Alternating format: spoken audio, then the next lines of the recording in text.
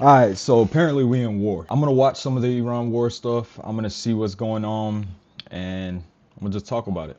Let's get it. Apparently we struck over 1,700 targets. We took out their navy. I know if we go over there, it's gonna be a huge problem because they're all underground.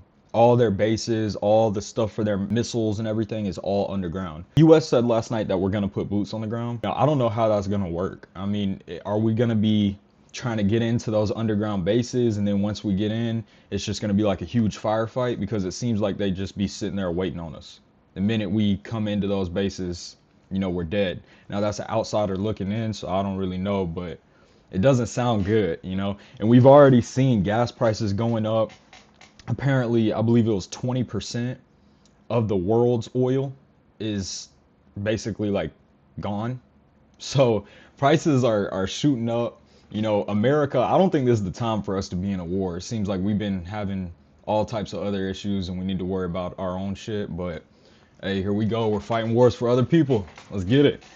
Last night, I saw so many posts of things happening within an hour. And then I wake up this morning and there's a whole bunch of other stuff. Vows to protect Gulf oil trade. Doesn't seem like it's been very protected right now. The U.S. will take all the time we need to win the Iran war. That was kind of the issue from what I was looking at. The longer this war goes on, the more of an issue it becomes for us in the United States, because it seems like we're going to have an issue continuing over a long time, continuously expending all these resources. But it seems like Iran's just going to be like, with all the missiles, like they don't care. I don't think they're going to give up. I think that leaves us two positions, which is either we withdraw, which will make us look ridiculously weak, or we just keep pushing. And that's going to tear up our economy from what I know. And from watching Tucker Carlson and from watching a few other people, they're all pretty much saying the same thing. So it's kind of worrisome that they're saying the U.S. will take all the time we need. Trump was saying the war would take 2 weeks or whatever, and then he came back out and he was like, this could push long past 5 weeks. So then that kind of worries me too. The other thing that kind of concerns me is China was calling for an immediate ceasefire in the war, and so was Russia. If we're not stopping, and I think Iran's getting a lot of the stuff from China. Is China possibly going to jump in if things don't stop? Is Russia possibly going to jump in if things don't stop? That would start a world war. If we start a world war over going to war with Iran, that's just like ridiculously stupid, and I want no part of it. War expands in the Middle East with 11 countries targeted by Iran. 6 American service members have now lost their lives. Overnight, a U.S. embassy was attacked by drones in Riyadh, Saudi Arabia. Rest in peace to everybody who lost their life. Americans, Iranians, whoever lost their life. You know, the bombings in Lebanon, you know, anybody who lost their life, rest in peace to them, because it ain't right. Glad to say.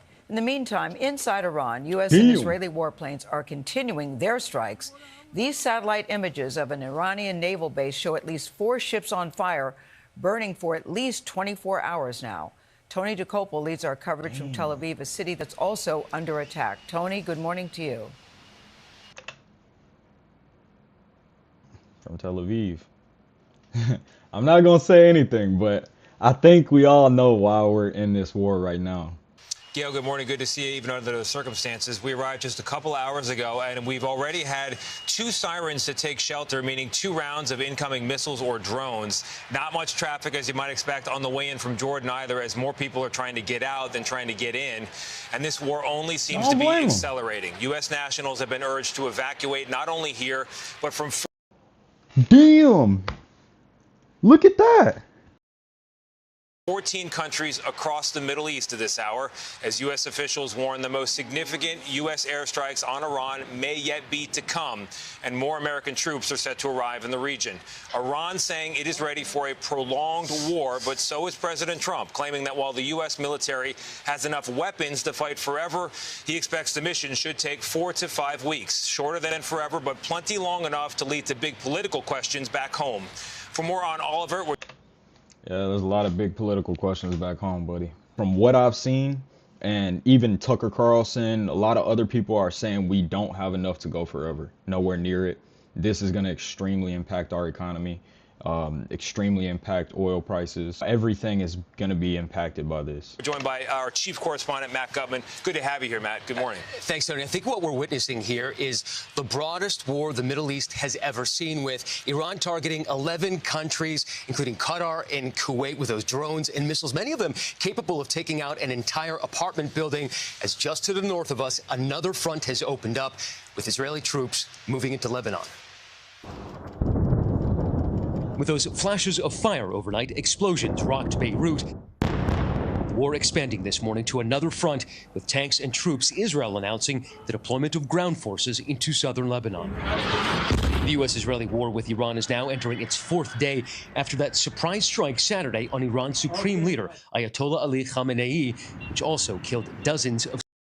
That was kind of stupid too. I mean, I get what we're going for. I get the regime change. I understand it all. If we're going for regime change, I feel like we're gonna have to put boots on the ground. Killing him, I don't really see how it did anything for anybody. I guess Israel took him down. Like somebody just took his place, and we should have known. I'm sure we did, but we should have known somebody was gonna just take his place. He probably has a line of people just waiting. I'm sure he told them too, like, hey, if I get offed, y'all gotta move up, take my place, y'all gotta run this bitch.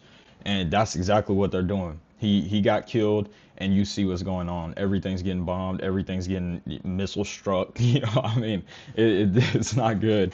The only question I really have in this is, you know, right when this started, Israel struck a all-girls school, and I think it killed 180 people. They struck an all-girls elementary school. I don't see how an all-girls elementary school could possibly be a threat. And then they struck a hotel in Lebanon, killed a bunch of people there too. Why a hotel? I'm sure there's many more important places in Lebanon y'all could have struck. I'm sure there's many more important places in Iran y'all could have struck. So why an all-girls elementary school and why a hotel?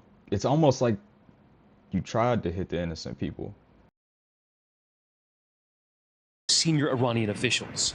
Israel releasing this video of its destruction of what it said was a regime headquarters complex over the weekend, also a main target for the U.S. and Israel missile launchers. This was our last best chance to strike what we're doing right now and eliminate the intolerable threats posed by this sick and sinister regime.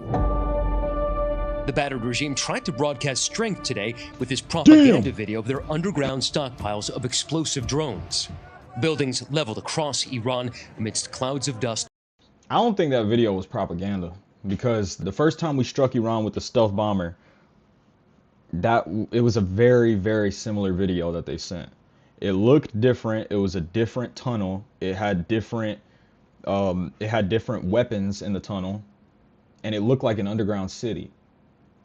But it was very similar to this video right here. So I don't think that's a propaganda video. I think that's really what they got.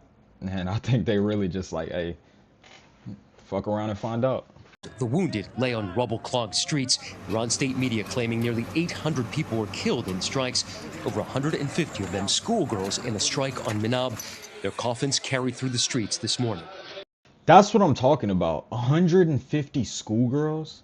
It was an elementary school, an all-girls elementary school. I don't care what's going on in the world. You'll never be able to get me to side with something like that, ever. And in retaliation, Iran firing wave after wave of drones and missiles at 11 countries in the... How long will defense systems hold out against Tehran's missiles and drones?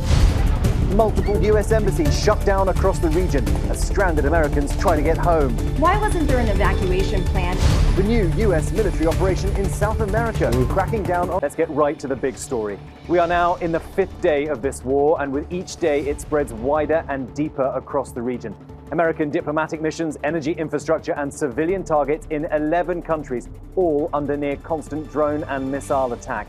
The Pentagon saying U.S. airstrikes have destroyed hundreds of Iran's ballistic missiles, launchers, and drones. But the race is on to destroy all of their stockpiles before the region's air defense systems run out of ammunition. 6 U.S. embassies across this region are now closed. Drones slammed into the U.S. consulate in Dubai, and the U.S. embassy in Jordan was also targeted. All that is complicating efforts to get stranded Americans home. US allies remain on alert, the UK releasing this dramatic video showing British warplanes shooting down an Iranian drone over Jordan, but they are still in a defensive posture. Only the US and Israel are bombing targets in Iran. So how long can British warplanes? That's another thing that worries me. You see, there's a lot of things in this that are very worrisome. Could be completely wrong, so forgive me if I'm off on the date, but I think it was 1953 when the UK was fighting. Everybody noticed that the UK just was nowhere near as strong as we thought it was, and then the UK lost all of its influence, and now look at them. Everybody looks at the UK like they're just a bunch of weaklings, and I'm not saying they are, but I'm just saying that's how everybody here kind of looks at them. If this isn't seen as an amazing show of power by the United States to other countries, which I don't think it is, then it makes us look a lot weaker. And one of the reasons why the United States is able to move around so freely and we have so many freedoms is because we're the #1 superpower. So it's kind of worrisome to possibly end up in the same position that the UK ended up in a while back. Military officials say it takes 2 or 3 interceptors to shoot down one ballistic missile, and experts predict Iran has a stockpile of more than 2,000. That's fueling concern that Iran's supply of cheap drones could exhaust the multi-million-dollar interceptor systems of the US and its allies. But President Trump is confident. President Trump is confident. After it exhausts that, let's say it does, what the fuck are we doing from there? Boots on the ground? While they still got all those missiles, while they still, are just stocked up, ready to go, sitting underground, waiting on us.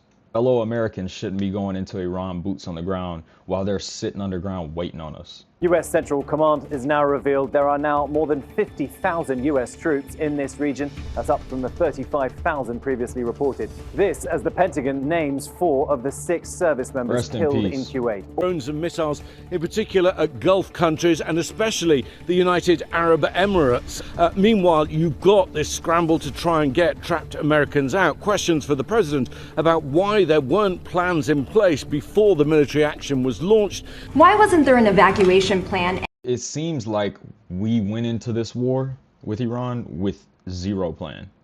And again, that's just me on the outside looking in. I'm not Tucker Carlson. I'm not any of these people who know a lot about this particular matter, but it really does seem like we just kind of dove in and we didn't have a plan. Those thousands of Americans are still scrambling to find a way out. The State Department urged them to leave more than a dozen countries, but didn't originally offer any help. Now the State Department is providing assistance. Marco Rubio says 1,500 Americans have been in contact.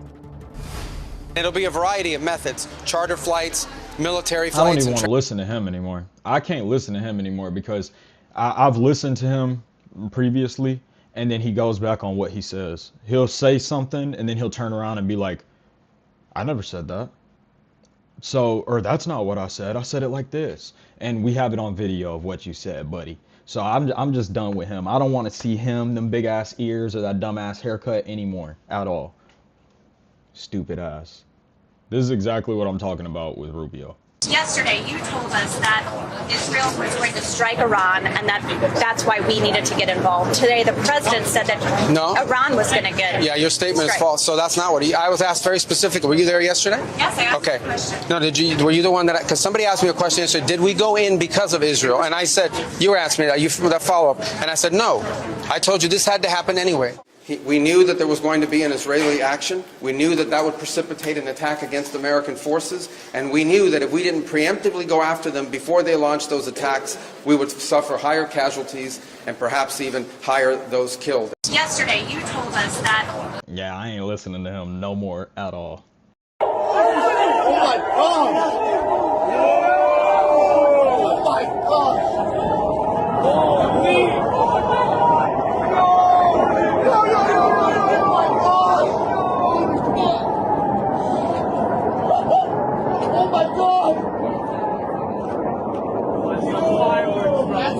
Oh my God. 11 missile interceptors launched, and they still didn't stop that hypersonic missile. The speed of those Iranian missiles are insane. What I saw is that they move over 11,000 miles an hour. So insanely fast. Look at these explosions. Like, wow, this is the definition of war. Here we go. This is the video I saw. Look at the speed of that missile.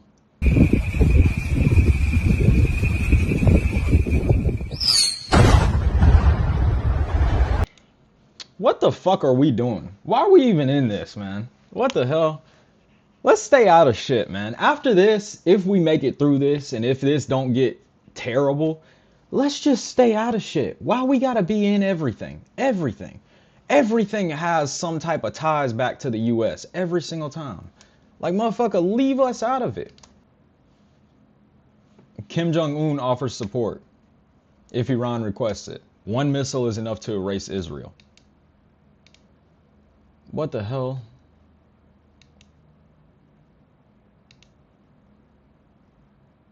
He's just pissed off. He's just mad he's not in it. He just wants to be in it so bad, bruh. I mean, he's looking around at all of his homies in North Korea, and he's like, man, they say anything about us yet? I'm trying to get cracking. You know, like, bro, get the fuck out of here, bro. U.S. offensive on Iran burned through an estimated 779 million on the first day. I 100% believe that. We're running through all this money. That can't be good for our economy. They're striking everywhere where the oil's at. 20% of the oil, of the world's oil, has been lost. 17 hours ago, gas tops $3 a gallon. Oil price surges as Iran war heats up. 20% of the world's oil supply is at risk or has been lost due to escalating tensions in the Middle East. Because LNG was struck. They provide 20% of the world's oil. It's gone. Oh!